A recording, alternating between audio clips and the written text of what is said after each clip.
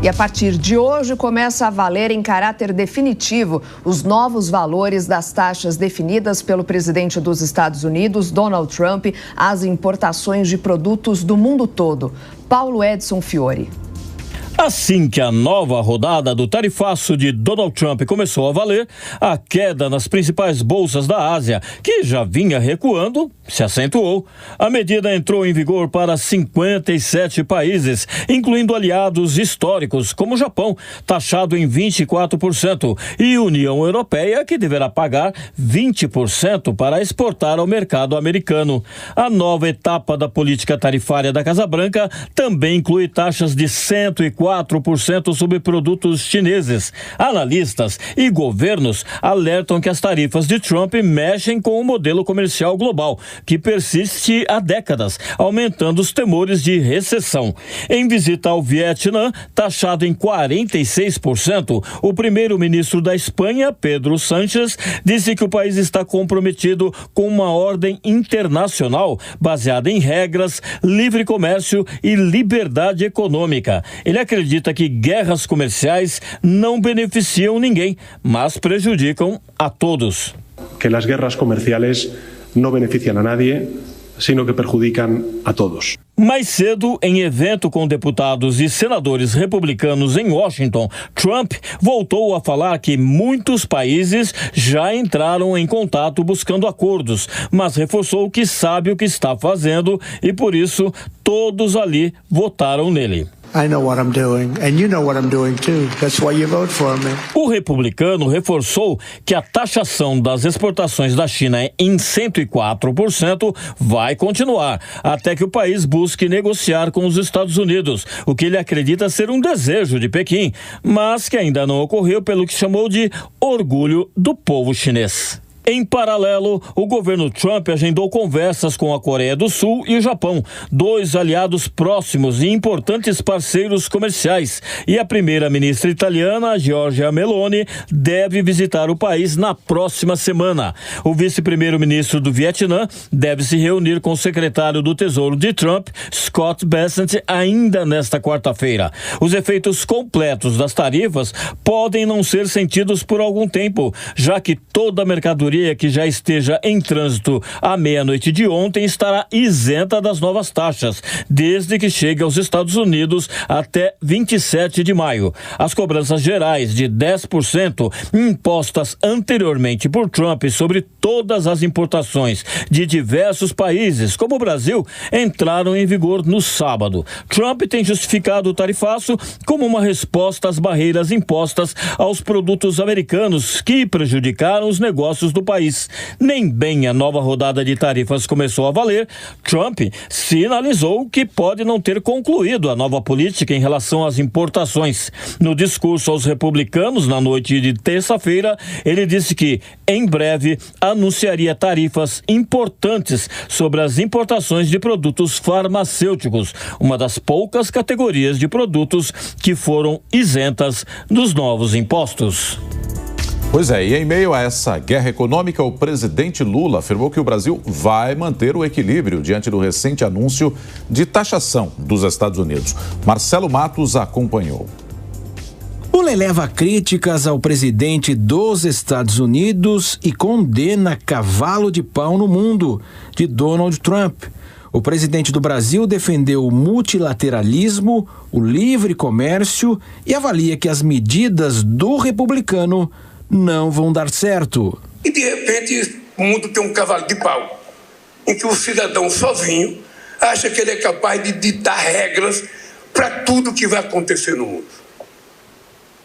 Eu tenho em dizer para vocês que pode não dar certo.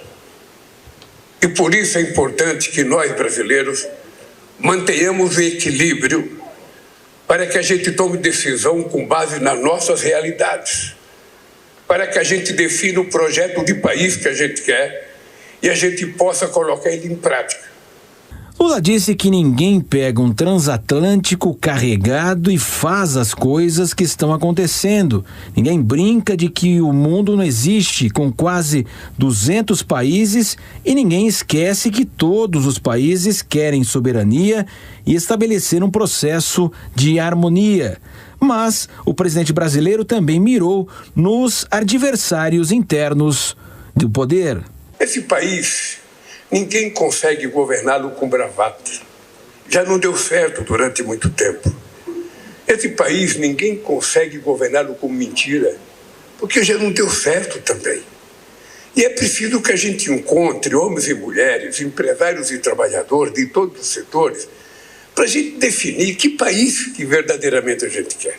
Em momento de tentativa de resgate da popularidade, o presidente Lula anunciou também que o Minha Casa, Minha Vida vai atender a classe média, para quem ganha até de 8 a 12 mil reais. Apesar da taxa de juros, apesar do Trump, pode ficar certo que nesse país está acontecendo um milagre. Não é o milagre da macroeconomia, é o milagre da microeconomia. Porque, embora eu não tenha um curso de economista da Unicamp, nem da USP, nem da Fundação Getúlio Vargas, nem da Universidade Federal do Rio de Janeiro, eu tenho a consciência de que o dinheiro tem que circular na mão de todos. O dinheiro não pode ficar concentrado na mão de meia dúzia, vivendo de especulação, recebendo dividendos e aplicando. Acompanhado de ministros, o presidente Lula abriu o 100º encontro internacional da indústria da construção em São Paulo. O ex-presidente do Banco Central, Roberto Campos Neto, participou do programa Pânico aqui na Jovem Pan News e comentou sobre os impactos das tarifas de Donald Trump. Reportagem de Danúbia Braga. O ex-presidente do Banco Central, Roberto Campos Neto, afirmou em entrevista ao programa Pânico que o tarifaço anunciado pelo presidente dos Estados Unidos na última semana pode até ser bom para o Brasil. Campos Neto define que o momento de incertezas causadas pelas medidas adotadas pelo governo de Donald Trump será prolongado. Então, se você fecha os Estados Unidos, hoje vão sobrar... Quais são os mercados grandes que podem compensar? Você tem Indonésia, tem Malásia, tem Brasil. Não tendo os Estados Unidos, você vai ter que fazer mais para a Malásia, mais para a Indonésia, mais para o Brasil. Como a China tem uma capacidade produtiva ociosa, vai vir produto mais barato, né? Então você tem o lado bom de que você tem produtos mais baratos, e o lado ruim é que isso pode causar também um desequilíbrio na indústria local, dependendo de como isso vai acontecer. O ex-presidente do Banco Central, Roberto Campos Neto, diz que a autarquia está indo super bem no combate à inflação. Eu acho que o Banco Central está indo super bem. Eu acho que o problema não está no Banco Central. Às vezes tem muita mídia em torno do Banco Central.